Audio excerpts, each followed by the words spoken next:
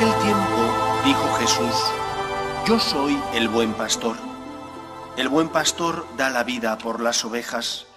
El asalariado, que no es pastor ni dueño de las ovejas, ve venir al lobo, abandona las ovejas y huye, y el lobo hace estrago y las dispersa. Y es que a un asalariado no le importan las ovejas. Yo soy el buen pastor, que conozco a las mías y las mías me conocen, igual que el Padre me conoce y yo conozco al Padre. Yo doy mi vida por las ovejas. Tengo además otras ovejas que no son de este redil. También a esas las tengo que traer, y escucharán mi voz, y habrá un solo rebaño, un solo pastor. Por esto me ama el Padre, porque yo entrego mi vida para poder recuperarla. Nadie me la quita, sino que yo la entrego libremente. Tengo poder para entregarla y tengo poder para recuperarla. Este mandato he recibido de mi Padre. Palabra del Señor.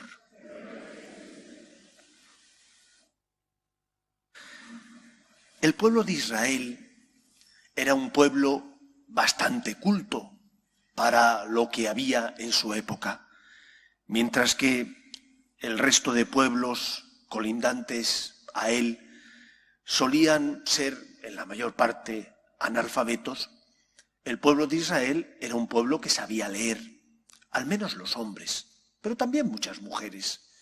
Iban con frecuencia a la sinagoga para estudiar las Escrituras y, por lo tanto, eso exigía un conocimiento de la literatura y de la lengua hebrea. Sin embargo, a pesar de que eso era así, a Jesús le gustaba mucho utilizar imágenes, porque sabía que las imágenes se quedan en la retina y que muchas veces son capaces de expresar mucho más de lo que dicen las palabras. Esa es la razón por la que, por ejemplo, solía explicar las cosas en parábolas, es decir, en cuentos.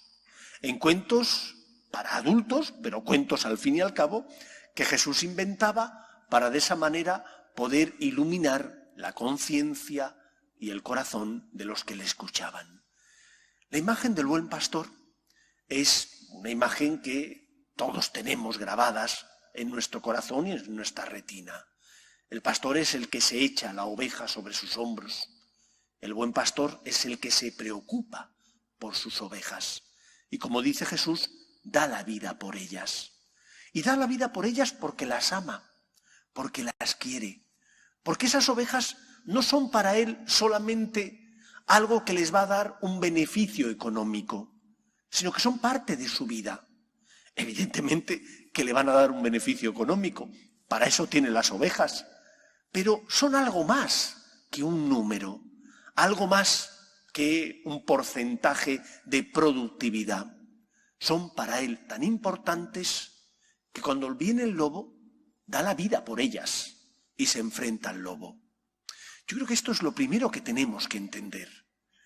El Señor nos ama tanto que no somos un número, que no somos algo, una cosa a la que el Señor tiene cierto cariño, pero que no está dispuesto a dar mucho por ella. Somos tan importantes para Dios que somos alguien. Y alguien tan fundamental que por nosotros Cristo se entregó para rescatarnos del lobo, es decir, del diablo, es decir, de la esclavitud a la que el pecado nos había sumido. No eres algo, eres alguien para Dios. Y porque eres alguien, Cristo por ti muere en la cruz. Y porque eres alguien, Cristo por ti se hizo hombre. Y porque eres alguien importante para Él, se queda en la Eucaristía e instituye el resto de sacramentos para tu auxilio y tu ayuda. Esto Cristo lo tenía muy claro. Esto Dios Padre lo tiene nítidamente claro. Pero nosotros no. Y nosotros no lo tenemos claro cuando ese buen pastor que da la vida por nosotros, ese que se entrega por nosotros, oye, es que no recibe nada de nosotros. Es que puede pasar la semana y nos olvidamos de él, como si no existiera. Después venimos el domingo, porque tenemos conciencia, nos han enseñado que tenemos que venir los domingos, pero ¿no nos acordamos de Cristo durante el resto de la semana? ¿No nos acordamos de nuestro Padre Dios durante el resto de las semanas? Es que Dios no es alguien para nosotros. Él nos ama tanto que somos alguien para Él. Pero Él es alguien para ti. ¿Puedes pasar toda la semana sin darle gracias a Dios? Sin pedirle por los tuyos, sin pedirle por las necesidades de los que sufren, sin darle gracias por los dones que has recibido. Este es el mayor dolor que Cristo y que Dios puede sufrir, que no le tratamos como alguien, sino como algo. ¿Y por qué algo? Como algo porque venimos a pedir, porque estamos necesitados y como estamos necesitados, pedimos para que nos dé. Pero tú también cuando tienes calor y vas a un bar, pides una Coca-Cola o pides una cerveza o pides un agua fresquita, pides algo. Pero Dios no es algo, Dios es alguien. Por lo tanto, tienes que recapacitar y darte cuenta de que el buen pastor que da la vida por sus ovejas debería también recibir de nosotros un trato diferente, no como algo, sino como alguien. Por lo tanto, piénsalo. ¿Cómo se sentirá el Señor? ¿Cómo se sentirá conmigo? ¿Qué pensará de mí? ¿Estará feliz, dichoso, porque yo intento ser un buen hijo y corresponderle? Y aunque cuando caigo le pido perdón, pero sé que Dios es alguien para mí, que Dios siente, que Dios me ama. O por el contrario, trato a Dios como algo, como una cosa, como algo de lo que me beneficio, pero como no siente ni padece, no pasa nada si no hablo con Él, no pasa nada si no me dirijo a Él, si no estoy necesitado, puedo vivir sin Dios. Gran error. Dios no es algo, Dios es alguien. Esa es la primera enseñanza de este Evangelio. Segunda enseñanza, el Señor entrega su vida. Nadie se la quita. Él la entrega libremente para salvarnos a nosotros. Y la entrega libremente porque sabía cómo se iban a comportar los hombres. Dios es el Padre de la parábola del Hijo pródigo. En esa parábola que todos recordamos, el hijo soberbio como él solo le pide al Padre lo que le toca de la herencia. Pero si estaba vivo, ¿qué le iba a tocar de la herencia? Cuando muriera le tocaría la herencia, mientras estaba vivo el Padre no había herencia ninguna. Pues nada, pide lo que le toca de la herencia y se marcha. Y el Padre sabía lo que iba a pasar. El Padre sabía que el hijo iba a gastar la herencia, que iba a vivir perdidamente. ¿Por qué no le paró los pies? ¿Por qué no le dijo de eso nada? No te corresponde ni un céntimo de mi herencia hasta que yo no fallezca. Es mi dinero. Porque le ama. Porque le ama y le creó con el don de la libertad. Porque Dios nos creó y nos dio el don de la libertad cuando nos creó. Por eso el Señor nos respeta. Nos ama tanto que sabiendo que nos vamos a equivocar, que nos vamos a dar de bruces contra la realidad, porque la realidad es tozuda. Y tú puedes inventarte tu mundo, pero la realidad al final se impone.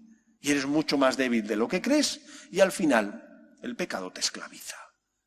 Pero el Señor que te ama permite que te vayas, aunque sabe que te vas a equivocar. Porque te ama, te dio el don de la libertad. Porque te ama, respeta tu decisión, aunque esa decisión te va a hacer daño, y porque te va a hacer daño, le hace daño a él. Y él sufre porque sabe que tú vas a vivir esclavizado, pero te ama tanto que te respeta.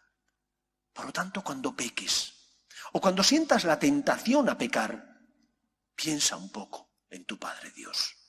Piensa en el dolor no solo que tú vas a sufrir, sino también que Él va a sufrir por tu culpa. Que Él va a sufrir porque tú has decidido ser soberbio. Que Él va a sufrir porque tú le has dado la espalda, porque no te dejas aconsejar, porque la soberbia reina en tu corazón y piensas que eres más inteligente que nadie, incluso que Dios. Y no escuchas a nadie, ni siquiera a Dios. Y Dios sufre. Vaya que se sufre. ¿Cuánto sufre Dios cuando nosotros, por soberbia, le damos la espalda?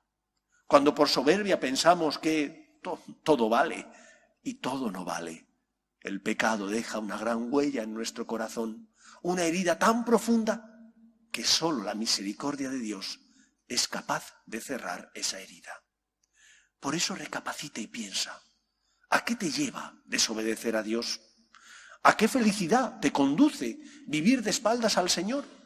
¿Qué has logrado cuando haces lo contrario a lo que Él te pide? ¿Acaso eres más libre? Cuando uno, porque le gusta la historia, lee lo que ha pasado, lo que les ha pasado a nuestros antepasados, cómo los totalitarismos de un lado y de otro fracasaron, se da cuenta de lo importante que es la memoria. Pero la memoria verdadera, no la memoria histórica que nos quieren implantar ahora, sino la de verdad.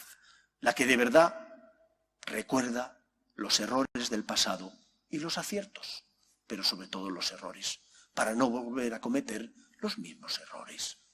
Recuerda tus errores. Recuerda a dónde te lleva tu soberbia y darle la espalda a Dios. Recuerda lo caro que es el precio del pecado, cómo te esclaviza, cómo hace daño a los que están a tu lado. Y sin embargo, hay alguien que nunca te abandona. Ese es el buen pastor, que porque te ama, entrega su vida por ti. Que porque te ama, cuando regresas, no arrepentido, sino porque no tienes nada que comer, porque has malgastado tu dinero y ya estás cansado de dar golpes en la vida y dar tumbos sin que encontrar la felicidad, entonces vuelves. Y cuando vuelves, ¿qué hace el padre de la parábola? Da una fiesta, porque te ha recuperado con vida. Ese es Dios, que da una fiesta entregando a su Hijo al mundo para recuperarte con vida, para que el pecado no tenga la última palabra en tu vida, para que experimentes que el amor y la misericordia de Dios es más fuerte que tu miseria y que el poder del mal. Y por eso que la gratitud reine en tu corazón. Y espero que vuelvas a tu casa, es decir, que vuelvas otra vez a ser obediente a Dios, que pidas perdón y vuelvas otra vez a empezar, que vuelvas porque te das cuenta de que ese camino no lleva a nada, pero también porque has hecho sufrir a aquel que te ama tanto, que permitió que su Hijo muriera por ti en la cruz. Cuando no encuentres razones para volver, porque te da pereza, porque te da vergüenza, porque no te gusta reconocer tus errores, piensa en el precio que Cristo, el buen pastor, pagó por ti. Y vuelve entonces, confiésate de nuevo, no tengas miedo a expresarle al Señor tu necesidad. Dios nunca se cansa, es el buen pastor que da la vida por sus ovejas. Nadie se la quita, la entregó libremente para que tú tuvieras vida, para que tú tuvieras esperanza, para que tú experimentaras que nada te podrá apartar del amor de Dios. Solamente hay un pecado que no se puede perdonar, lo dijo Cristo, el pecado contra el Espíritu Santo, es decir, el pecado de aquellos que no crean en el poder de Dios, porque el Espíritu Santo es el que anima, alienta a la Iglesia, es el que hace que la gracia, la misericordia y la redención de Cristo llegue al corazón de todos los hombres. Y si tú no crees en el poder de Dios, Dios que te dio libertad, respetará tu libertad, aunque le duela. Esto es amor. Y amor con mayúsculas, no amor con la boca chica, como algunos dicen a veces. Es que te amo mucho, y después buscan su interés, pero no el tuyo. Dios te ama. Y la sangre de Cristo es la prueba máxima de su amor. En tercer lugar, el Señor critica a los asalariados. Critica a los asalariados porque no aman a las ovejas. Critica a los asalariados porque cuando viene el lobo salen corriendo los primeros para salvar su vida y su pellejo. En la Iglesia, donde todos nosotros formamos parte del cuerpo místico de Cristo, nosotros podemos colaborar con Cristo, pero nos comportamos como meros asalariados cuando solo buscamos nuestro interés y nos olvidamos del interés del resto de ovejas. Cuando en lugar de pensar que nuestro Padre Dios lo que desea es que con nuestro ejemplo, testimonio, misericordia, paciencia, ayudemos, eduquemos, enseñemos a los demás el camino que les lleva a la vida, cuando en lugar de hacer eso, lo que hacemos es no querer complicarnos la vida. Como padres tenéis el deber de educar a vuestros hijos para que distingan el bien del mal. Como hermanos tenemos el deber de tratar a los demás con la misericordia con la que Cristo nos trata. Todos los años me voy al menos 4 o 5 días a hacer unos días de ejercicio con mi bicicleta. Es mi compañera. Y todos los años, yo que vengo de la playa, de la zona de Levante, me gusta irme a la montaña. Y este año tuve la suerte de irme al norte de León, a una zona muy bonita. Os recomiendo que vayáis los que no la conocéis, que se llama Babia. Existe eso de que estás en Babia, era porque los reyes iban a cazar y estaba tan lejos que estaban perdidos. Pues existe la zona de Babia. Y allí hay cantidad de rebaños de ovejas que desde Extremadura y otros lugares de España suben, trashumando, hasta los pastos que hay en estas montañas para pasar el verano y no pasar tanto calor.